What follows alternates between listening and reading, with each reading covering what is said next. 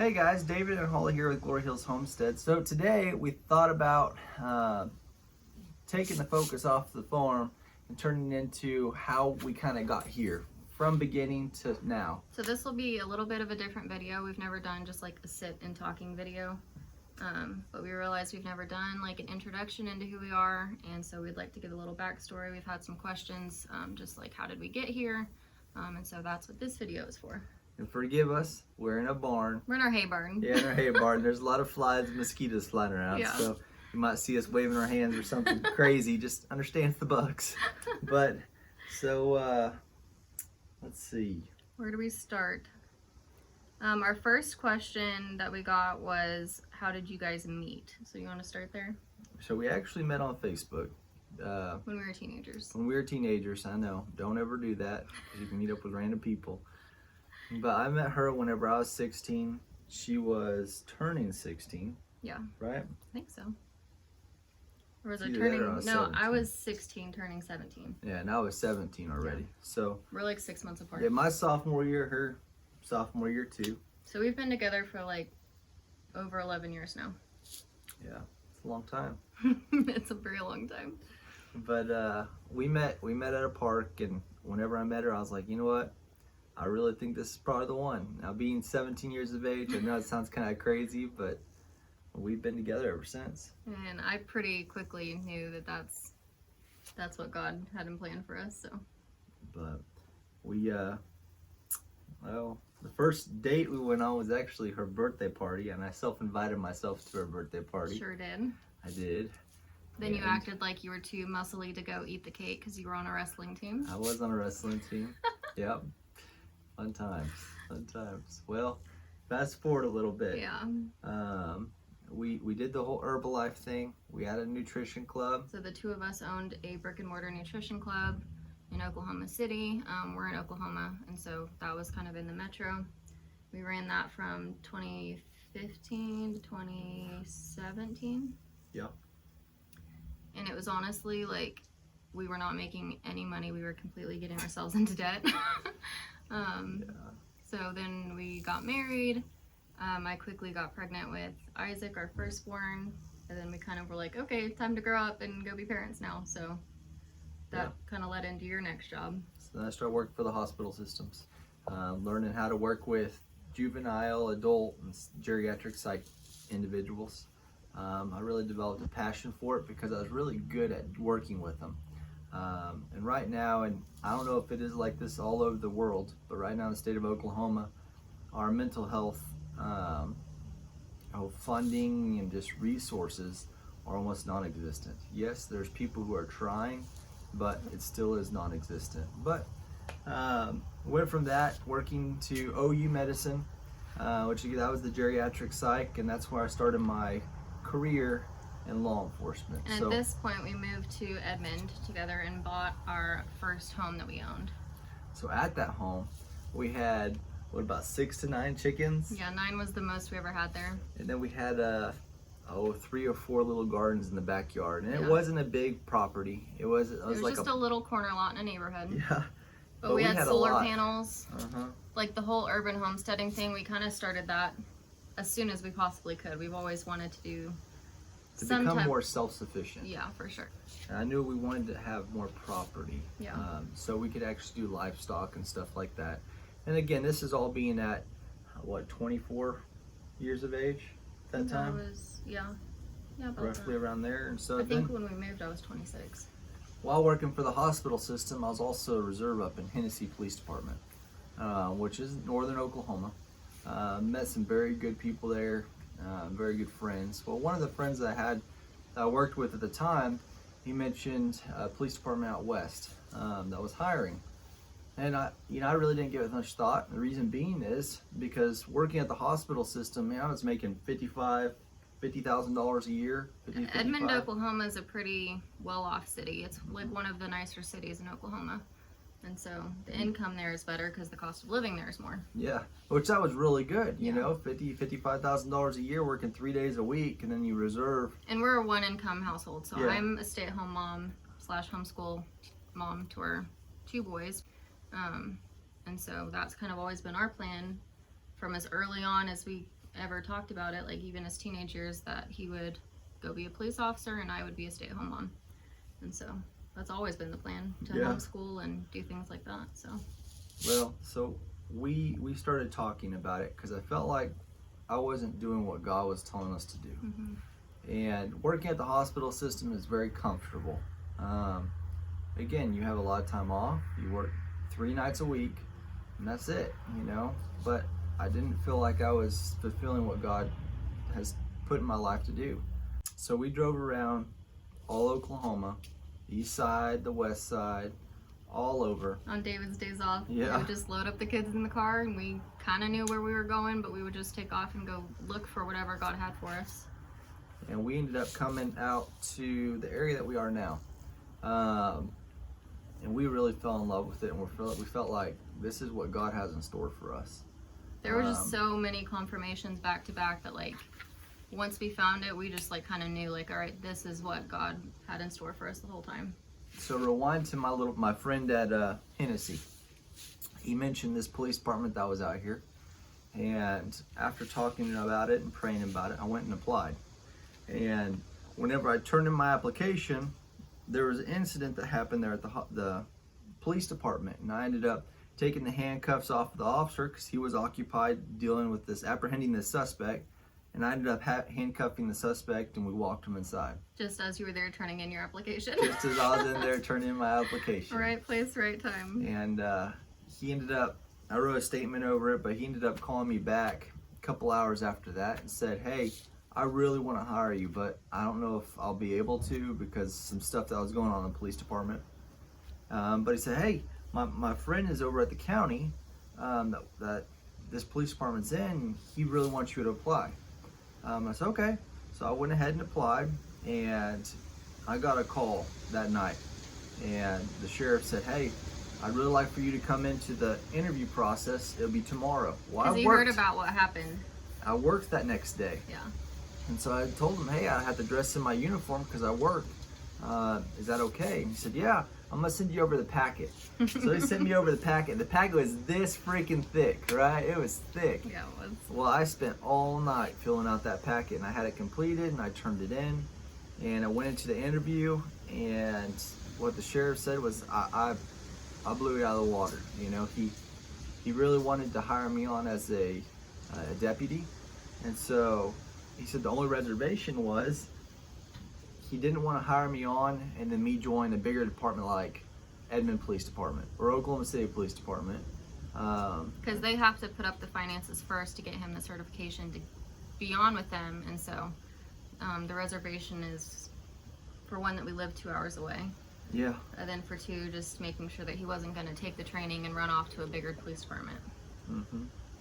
So we ended up looking for a property out here. I told him, if I get hired on with you, I'm going to stay with you, because I'm not somebody who comes in and then bounces, you know, and does. Not going to use them and yeah, take the certification and just leave them high and dry. Well, we ended up finding a good piece of property out in the middle of the country, and we talked to this individual, and you know, there was going to have to be a lot of work done. It was basically just raw land. We were going to build a house, and that ended up not working out. And during that process, we found the house that we have now, the homestead, yep. Right? So we put in an offer for... Well, so... Actually, no, we came and looked at it first. Yeah. And there was a lot of work that needed to be done. Yeah, it was kind of intimidating at first. The lady who lived here previous, she was almost 100 years old. She hadn't lived here for a year. So as you can imagine, there's a lot of stuff that happens within a year that you need to correct. Like out in the country, bugs, mice, exactly. Water damage.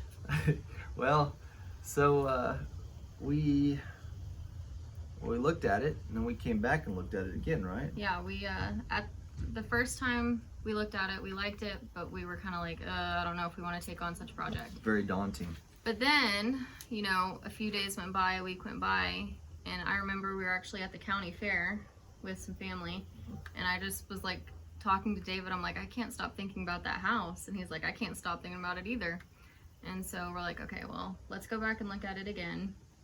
And when we came back and looked at it, already knowing what to expect, it was way less intimidating because we had already seen it and we kind of had a vision of like what we wanted to do with it versus what it was.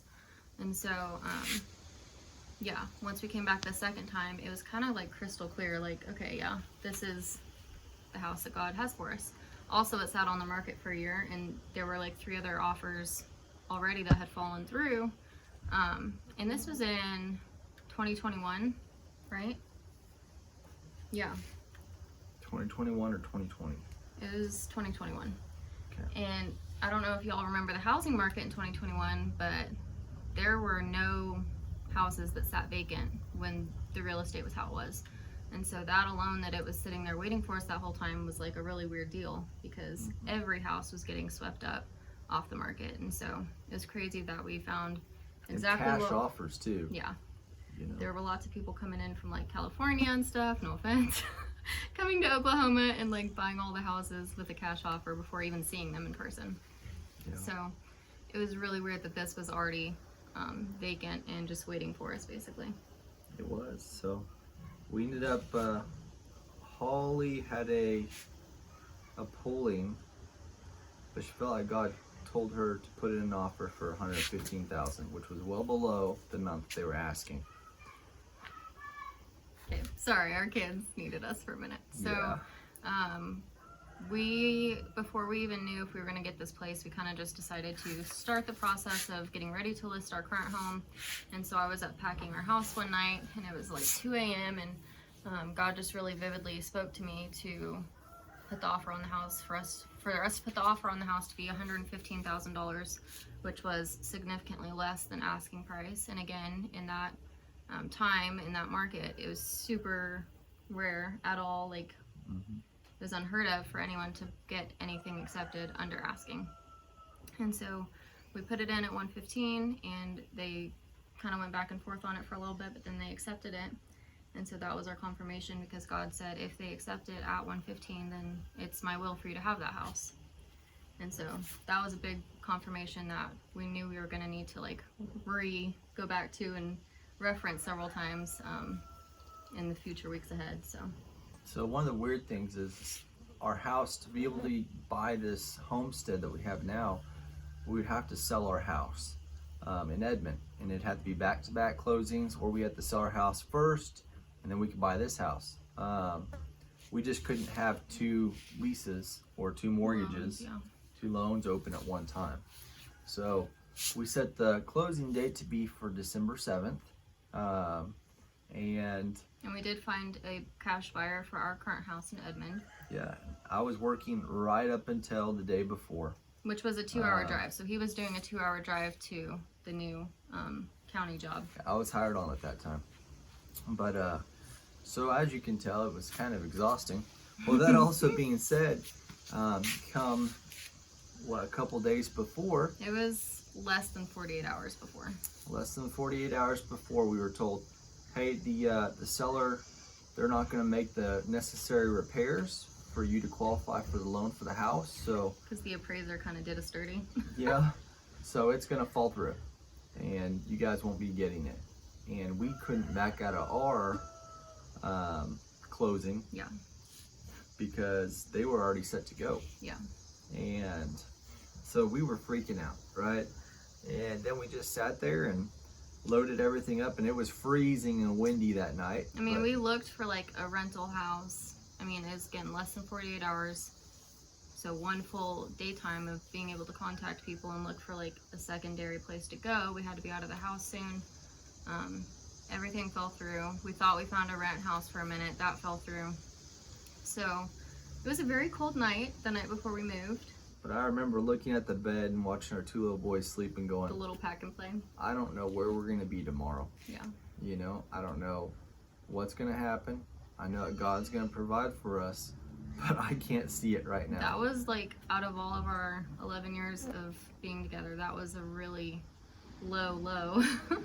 Because again, it's not even just us anymore. It's us and 2 babies, and we just We were hours away from having to sell everything that we had to call home, and we didn't know where we were going to sleep that next night. And looking at our babies and knowing that, you know, they depend on us, that was a heavy moment for sure.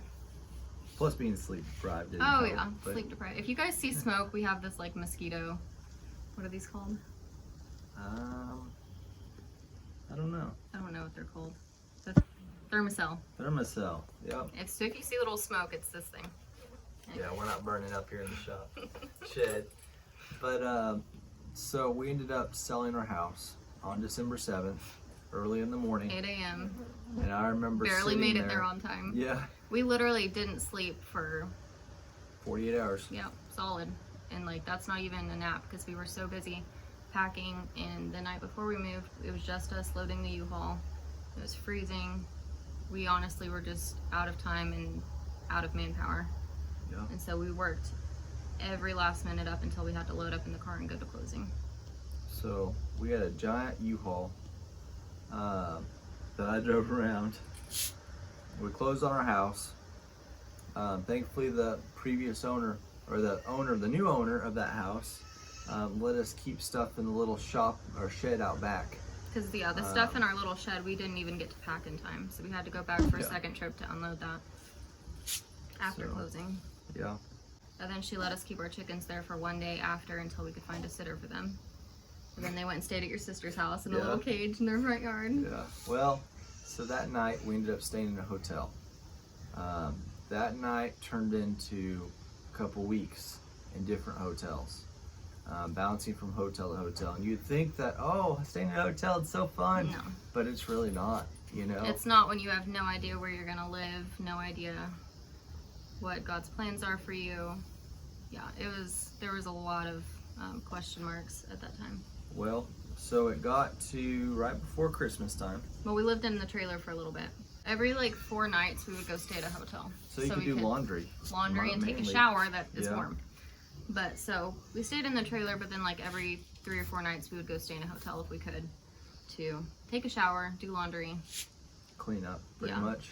You know, be able to walk more than 5 feet. Our trailer was a 16-foot travel trailer with one little tiny hallway down the center with bunks on one side, a kitchen on the other, a bed on one side, and the bathroom. So the walking space was 10 square feet that we could walk, that me and our 2 little boys stayed in for a while in the middle of winter with Oklahoma wind chills. It was like, and there was no heater in it, so we had to use a little portable heater. It's, you know. Yeah. And then I got really sick. She I got the most sick I'd ever been in my whole life. And there was a very nice lady who let us stay in her pool house. Yeah, she kind of heard about Christmas. our story. But right before all that, right, we were told that the buyer or the seller of this homestead would make the repairs, and then we'd get the appraiser out and we'd be approved. So we kept pulling for this house even after it kind of fell apart, because God did tell us that this house was for us. And so, like, we didn't really go off and look for other options. We were just figuring out how to make this option work because we knew it was supposed to be ours. And so we kind of had to just wait until things fell into place. And it took a lot of effort from a lot of different people for that to work. But finally, it did. So we went and stayed in a pool house over Christmas. She was really sick. We were all, well, the kids got sick for a few days. I was on several weeks of being sick at that point, just from depletion and I stress. didn't feel good either. Yeah. I couldn't taste a single thing. It sucked. Especially whenever you learn, hey, you know what? I can't taste anything or smell anything because of the barbecue you're eating. You're like, that sucks. Barbecue's no fun if you can't taste it. It's too expensive to not be able to taste. Too expensive. So, yeah, we had Christmas. It was actually it was a good one though, because it was our very first Christmas together as a family since having kids. Yeah. Unfortunately, with law enforcement. Also working in the hospitals. And any law enforcement. So even if you're security at a hospital or whatever, typically, yeah, you're not going to get to be with your family on holidays. And so that was a huge thing that David got to be there with us on Christmas Day, because he's never spent a whole Christmas Day with us and the kids until that point. So that was really special. And we made paper garlands for our little tree and just made the best of it. I think we probably got some like, oh, we had frozen lasagna. Things like that. Yeah. So, oh my goodness. Anyway, so we were told yeah. after that again, our closing date would be the last day of December. And we were ready. We were exhausted. We were done. And there were so many things in between all of this. Hey, right before we went to the pool house, we were so thankful because the previous owner, those are the pigs, sorry. Our hogs are loud. The previous owner let us put all of our stuff from the U-Haul into the shop out back. Yeah. Because we were racking up major charges keeping our stuff in a U-Haul. So, mind you also, okay, so I worked at the hospital system making $55,000 a year, and I came to the county I worked for making $38,000. So that's like a huge $20,000 getting paid once a month. less. Getting paid once a month. Once a month pay when you work for a county. No overtime, it's comp time. Yeah. You know, some of the funnest times of my life. I loved working for that county. But I couldn't support a family, but we'll get to that in a second. So it was not a lot of money. So we're thankful that we went from a pretty decent amount to a huge pay cut, which we knew that was not a surprise at all. We were willing to make that pay cut because we knew God wanted us to come live the life that we have now. And so for us, it was worth that, just to kind of take the leap of faith and be obedient and doing whatever God told us to do. Yep. So we finally got a closing date. We closed on the house. It was 2 days before. It was the last day of the year. Yeah. It was December 31st. Yeah. We closed on the house. And Isaac's birthday is January 1st, so he had his fourth birthday in our empty house with a bedspread on, was it a mattress on the floor? Yeah. And a TV leaned up against the wall, and he had a box cake and an aluminum pan. It was so cute. Empty house. It was sweet memories. Well, we moved in, right? And then we got to work. We started painting because the walls were awful green, like a lime green. Yeah, avocado green. It was bad, but there was a huge mess. Like, you couldn't just come in and live. The bathroom was unsanitary to use, and there's only one bathroom in our house. And it was a bathtub. That's it. Just a bathtub and a toilet. Yes, there was a sink, but like the bathtub had like... when you've spent a month completely sick, like puking your guts out, sick, fevers, profuse sweating, all the gross things. You're living in a trailer, living in hotels. You really just want a hot shower. So bad. But man, we were thankful to even just have a hot bath when we got here. We were so thankful we could just almost cry our eyes out. Just for a dirty old bath that was in warm water. Yeah. Seriously. The water was brown at first because the pipes hadn't been used for over a year. But were we not just goodness. It was so good. Yeah. It was like, we were thankful because that's what we wanted, is we got to where we wanted. Yeah. So I kept working for the county I worked for a year and 6 months. We still did renovations to the homestead. We got some more animals, more chickens. We remodeled our bathroom. That was step one. It was, yeah. We did a big remodel on the bathroom. Very inexpensive. It was very inexpensive, and Holly did an amazing job. I designed it. David and his dad did the tile work. Yeah. So, I don't know. Then what? We've done lots of So, I stopped working for that sheriff's office. We'll fast forward to that. I stopped working for the sheriff's office just because, again, we were racking up so much debt. And when I say so much, it's a lot for us. Mind you, also, we had a nutrition club. We racked up a whole bunch of debt with that, but it was different. Yeah. This kind of follows us, being our debt that we have now. Yeah. And so, I ended up working for a local police department that they paid more. By a little bit. By a little bit, but it was enough to where we weren't at a negative every single month. Yeah.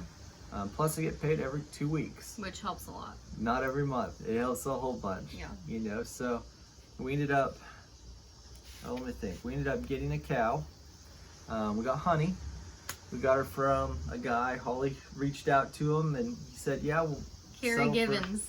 Carrie Gibbons. Gibbons? I think it's Gibbons. Is it Gibbons or Givens? I don't know. A guy named Carrie. He was a real sweet old man. So she ended up buying her for $500. We sold our travel trailer, and that paid for our bathroom remodel and also getting a dairy cow. And that was like the big thing that we wanted to achieve here. It was like the first animal that was a big deal. So the property that we were originally going to buy, that guy and I became really good friends. Todd. God just totally weaved so many things together through the whole start to even current day. Like, there's always things that we're still like, God did that for us years ago and we didn't even know until right now. And Todd and I are still friends. Yeah. Very good friends. So we got our pigs through him last year. We got our pigs through him. He blessed us with 2 pigs. Mm-hmm. So that was our meat for last year. Like, can we just talk about how many animals God has blessed us with? People? And since then, God's blessed us with Gracie, who's our current milk cow. We got a message on Facebook last year, completely out of the blue, and it was just this sweet guy named Sam saying, hey, I follow you guys online. I felt like the Lord wanted me to reach out to you guys and offer you this first-time heifer. She's bred, she's registered, she's A2A2. If you want her, she's yours. We didn't think it was real at first, because that sounds unheard of. No one just gives away a registered mini Jersey. And he did, and he came and delivered her and dropped her off and wouldn't accept a dime. We tried to even pay him for gas, and he said if I accepted anything, it wouldn't truly be a gift. And he hasn't even, like, he really just blessed us and, like, went on his way. Like, it was just such a God thing. And so that cow calved in February of 2022, last year. And so that little heifer is like 8 months old now. So now we have... No, 23, because it was this year. Oh my gosh, yeah, that's true. Yeah. So 2023, February 2023. So now we have a cat that produces a gallon and a quarter to a gallon and a half every day. And I hand milk her. She was not handled, and so she was like halter broke, but she wasn't handled. And so we had to work really hard with her, getting her familiar and used to hand milking, because she did not like it for a long time. But now, for the most part, she's a really good milk cow. So, so like animals we raise here, we do chickens, we have goats, hogs, bunnies, cows, donkey, and the horse that were given to us. Our sweet neighbors, more blessings of people giving us animals. Our sweet neighbors blessed us with a mini pony and a mini donkey, which they're just really sweet and fun for our kids. They really are. And they're great at just like protecting and maintaining the pasture. Yeah. We hatch out lots of chickens every month and we sell at auctions. That's kind of a little stream of income that we do on the side. So yeah, we're starting to do the American breast chicken, or breasty, and then also Orpington chickens. So those will be our 2 primary breeds that we breed. We still have our egg layers, our barnyard mix, but yeah, we have like our barnyard mix yard and then our heritage yard. And so the heritage is Breesy, American Breesy or breast, and the Orpingtons. Then we have a freeze dryer. So we do like also a little side business to selling freeze dried candy. We've been in a few stores in Weatherford, Oklahoma, which is like within 30 minutes-ish of where we are. 30 to 40 minutes. Yeah.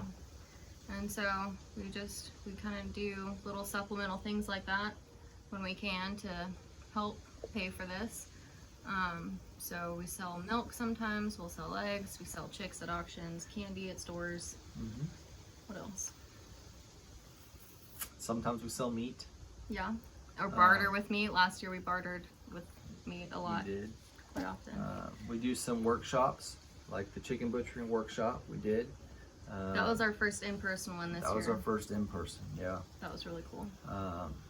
We do a couple online workshops too, but we also hunt, you know, and... Mostly, yeah. Yeah. Hey, I took Isaac to do his first hunt the other day, which a video is going to come on that soon. Yeah, it's really cute. We saw some deer, which was really cool with him. Yeah. He loved it, but... So a question that we had was, what is your favorite part about homesteading? My favorite part about homesteading is probably the self-sufficient lifestyle, being able to not have to depend on a grocery store, you know, for pork or chicken. Yeah. You know, we haven't had to buy chicken eggs for, Gosh, 7-8 years, a long time.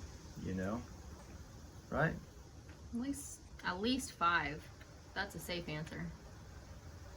Well, I haven't had to buy them longer than that, but. Yeah, 6. See, and I grew up on a farm, an 80-acre farm out in Luther, Oklahoma. He was a little country boy a little bit. I was. back in We the had day. horses, we had chickens. Never had any pigs or anything, but my sister raised goats. So I kind of knew chickens. You know, that's what I knew. And I did not. I grew up with lots of animals, but like house animals, like gerbils, bunnies, lizards, like dogs, all of the house animals, minus cats. That's where she got her caring heart. You know, taking care of pets. David Goodness. will give all of himself for his community and people. I will give all of myself for the animals on our farm. That's kind of definitely where our hearts naturally are inclined to serve. Yeah. So,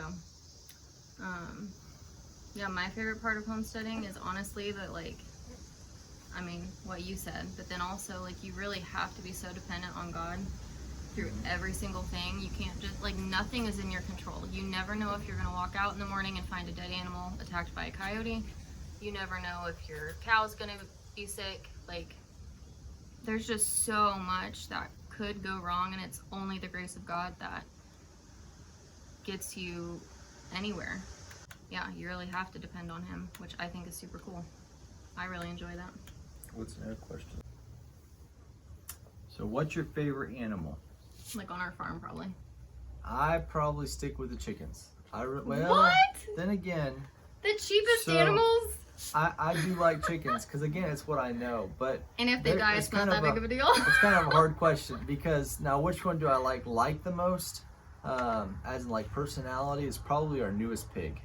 Our newest pig has a really good little ham. personality. You could scratch his belly. He There's just a rolls video on him. over I and- think it's titled like "Our Picking Up Our New Boar" or something like that. Yeah. It's the little pink pig. You'll see it. He's super cute. Has a really good personality. He's already breaking my heart because he's eventually going to be in the freezer, and I'm already super in love with him. So But what's probably the best animal I think on the homestead is probably chickens because they're cheap. They don't cost a lot to maintain. They're just easy animals. You know, you get eggs from them. You also get meat from them. I think they're the best. I think you're going to Farm know my animal. answer. What, the cows or is Yeah, it the goats? the cows. The cows. Freaking goats. I always say goats are the poodles of farm world because they're really high maintenance. They're but very high they're so maintenance. fun. Yeah, my heart is for sure drawn to the cows. I love cows. I've always, even though I didn't grow up on a farm, I was very much a city girl growing up. I've just always wanted a cow. That's the only part of me that's ever wanted like farm stuff growing up, is just wanting a cow. And now we have 3. And yeah, and I, you know, that number might go up, it might go down, might go up. No, it might not go up. It's going to stay at 3 because we don't have the property to support all those. Oh, one day I would love a brown Swiss. That's kind of my next cow dream. But my favorite animal is Honey.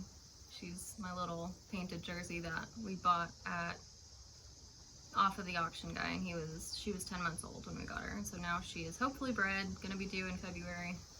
And she is a sweetheart. She's very sweet. I love Honey. Other questions? Advice for new homesteaders. Don't give up.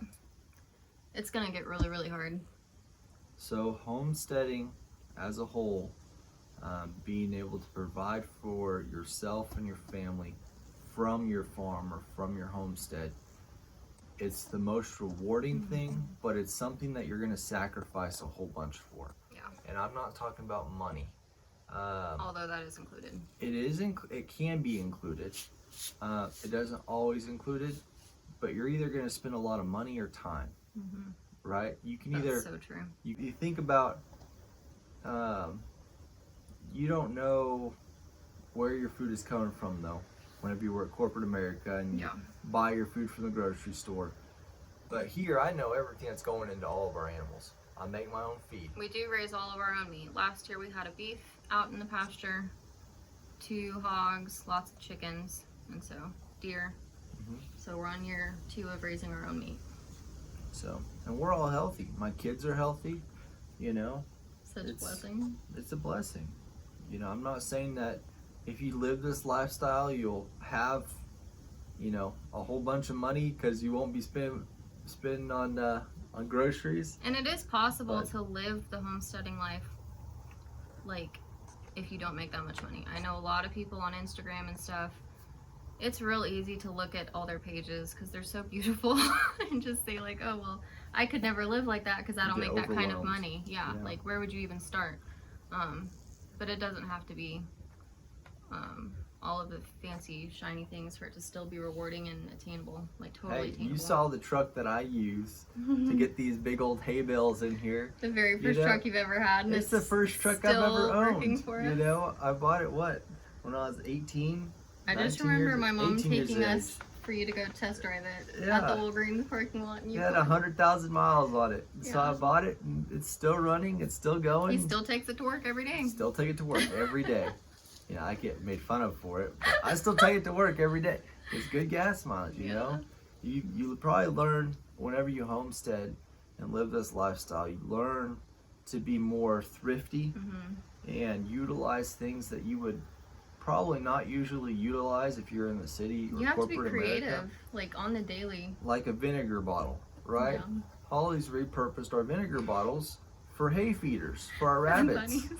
You know, it's like just things like that. It's kind of bringing back the post-World War II or post-World War I during the Great Depression. You know, they utilized the tools and the resources that were around them for everyday tasks. Yeah. You know? Everything can serve a purpose if you're creative enough to know, like, what to do with it and where to use it at. You know? Like, even scrap metal. We just keep it all because eventually we use it. Scrap lumber, heck, look behind us. All of this will be used one day, I guarantee it. Yeah. We've already used tons of it. So, yeah, for sure being resourceful and all that. Was there any other questions? Well, if you guys have any questions, please comment below. Yep. Is there any last thoughts or comments or anything you want to say? If God has put a calling on your heart to go and homestead or something similar to that, just do it. Like, without getting into it, the world is going in a way where you're going to want to know how to butcher a chicken, and you're going to want to raise your own meat, and you're going to want to know what's in your food. Unless you're okay eating lab-grown meat. Yeah, unless you're okay doing that, but we're not. And so it's worth it, and it's really hard, but it's the most rewarding thing, and it's just like, it's the best thing we've ever done. Yeah. Absolutely. I can't imagine ever going back to like how we used to live. No. It's so ingrained in who we are, and it feels so natural to live this way because it is how God designed us to live.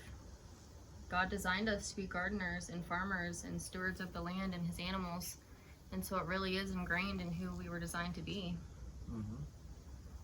You? Anything for you? Don't say no to God, you know. Although you can maybe not see where you're going, he does. Yeah. You know, he has a vision for your life, and although it might not be what you want and it might take you out of your comfort zone, just follow what he tells you because it's so much more rewarding at the end. Okay, so when we lived in Edmond 2 years ago, and someone said, where do you see yourself in 2 years? Would you ever imagine that we would be as far ahead in our homesteading plans as we are now? No. I wouldn't have thought that at all. I would have thought that this, where we are now, would have taken us 5 to 7 years. And it wasn't just us. No. There's been a lot of people help us. Oh yeah, like everyone who's blessed us with animals, everyone who's blessed us, we've had people bless us with hay bales. Like, there's so many things and people that God has put in our lives to help us get to where we are. It by no means was us that got us here. Yeah. But our obedience got us here.